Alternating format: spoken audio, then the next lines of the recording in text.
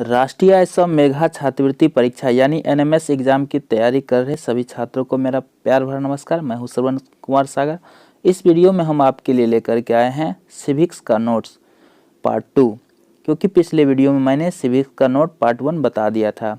तो मैंने जो नोट्स तैयार किया है इन्हीं में से मेधा छात्रवृत्ति परीक्षा में पूछे जाएंगे। यह 5 वर्षों के अनुभव के द्वारा तैयार किया गया नोट्स है। तो निश्चित रूप से आपको अगर इसको पढ़ते हैं तो कामयाबी सफलता जरूर मिलेगी। तो चलिए इस वीडियो में देखते हैं कि आज कौन कौन से टॉपिक कवर हुए हैं। तो सबसे पहले है भारतीय राष्ट्रपति। संसदीय प्रणाली का संवैधानिक अध्यक्ष राष्ट्रपति होता है। राष्ट्रपति बनने की न्यूनतम आयु 35 वर्ष है। अगर भारत में किसी को राष्ट्रपति बनना है तो उसकी न्यूनतम आयु कम से कम 35 वर्ष होनी चाहिए। और संसदीय प्रणाली की बात करेंगे तो उसमें जो है संवैधानिक अध्यक्ष जो होता है वो राष्ट्रपति को माना जाता है। तो ये प्रश्न में पूछे जाते हैं कि राष्ट्रपति बनने की न्यूनतम आयु क्या है, तो आप इसे याद रखें। चलते हैं आगे, और भी राष्ट्रपति से संबंधित कौन कौन से प्रश्न पूछे जाते हैं तो देखते हैं इस वीडियो में। वीडियो को अभी तक लाइक नहीं किए तो जरूर लाइक करें। राष्ट्रपति का कार्यकाल 5 वर्षों का होता है। राष्ट्रपति का वेतन 5 लाख रुपया प्रति मास है। इसके अलावा उन्हें पेंशन भत्ता भी मिलता है। तो आपको पूछा जाएगा कि राष्ट्रपति का वेतन कितना होता है, तो आप याद रखें 5 लाख रुपया प्रति मास और कार्यकाल 5 वर्षों का होता है। इसके अलावा लोकसभा और राज्यसभा का संयुक्त बैठक राष्ट्रपति बुलाता है। यह बार बार परीक्षा में पूछा जाता है, लोकसभा और राज्यसभा का संयुक्त बैठक कौन बुलाता है, तो आपको याद रखना है राष्ट्रपति बुलाता है। बढ़ते हैं अगले टॉपिक की ओर।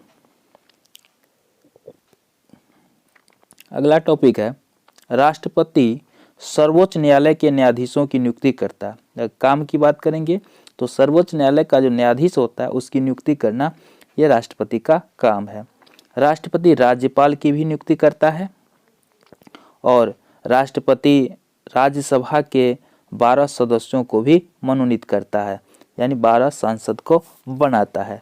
तो ये प्रश्न पूछे जाते हैं मेधा छात्रवृत्ति परीक्षा में।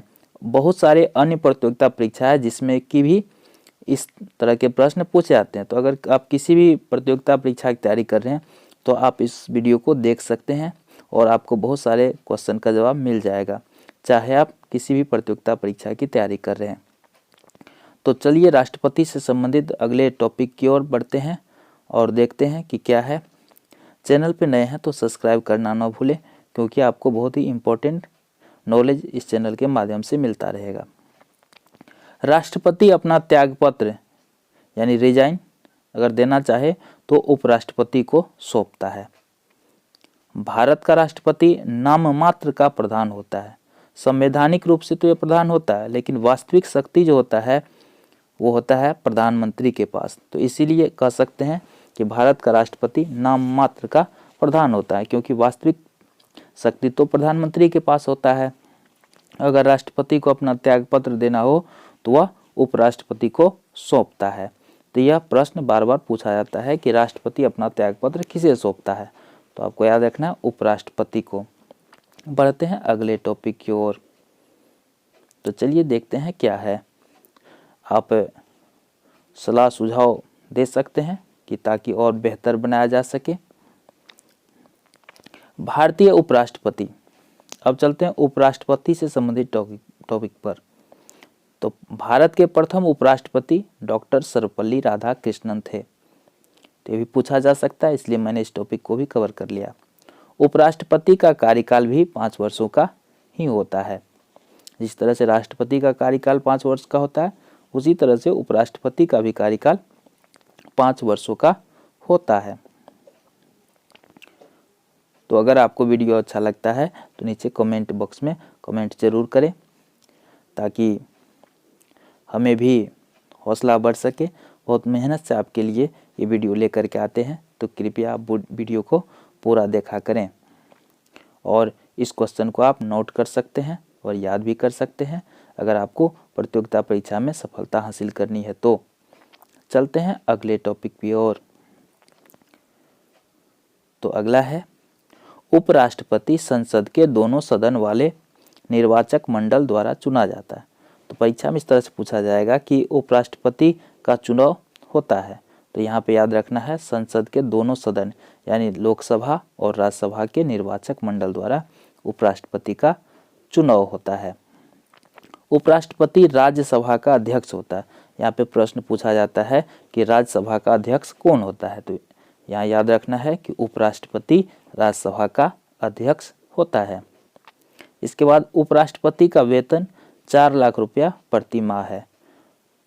इसमें भी पेंशन भत्ता अलग से मिलता है, लेकिन परीक्षा में आपको वेतन पूछा जाता है, तो इसलिए याद रखेंगे कि उपराष्ट्रपति का वेतन 4 लाख रुपया प्रति माह है। और राज्यसभा का अगर अध्यक्ष की बात करेंगे तो उपराष्ट्रपति को राज्यसभा का अध्यक्ष कहा जाता है। और इसका चुनाव की बात करेंगे तो संसद के दोनों सदन यानी लोकसभा और राज्यसभा के निर्वाचक मंडल द्वारा उपराष्ट्रपति का चयन किया जाता है। तो ये 3 क्वेश्चन इससे कवर हो जाते हैं। अब बढ़ते हैं अगले टॉपिक की ओर, देखते हैं क्या है। और चलिए देखते हैं आगे क्या है। तो आगे है उपराष्ट्रपति बनने की न्यूनतम आयु 35 वर्ष है। जिस तरह से राष्ट्रपति बनने की न्यूनतम आयु 35 वर्ष है, उसी तरह से उपराष्ट्रपति बनने के लिए भी न्यूनतम आयु 35 वर्ष है।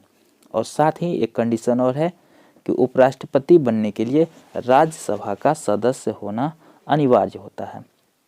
तो इस तरह से पूछा जाता है कि राष्ट्रपति बनने के लिए होना आवश्यक है, तो यहाँ पे न्यूनतम आयु दे सकता है और पूछा जा सकता है।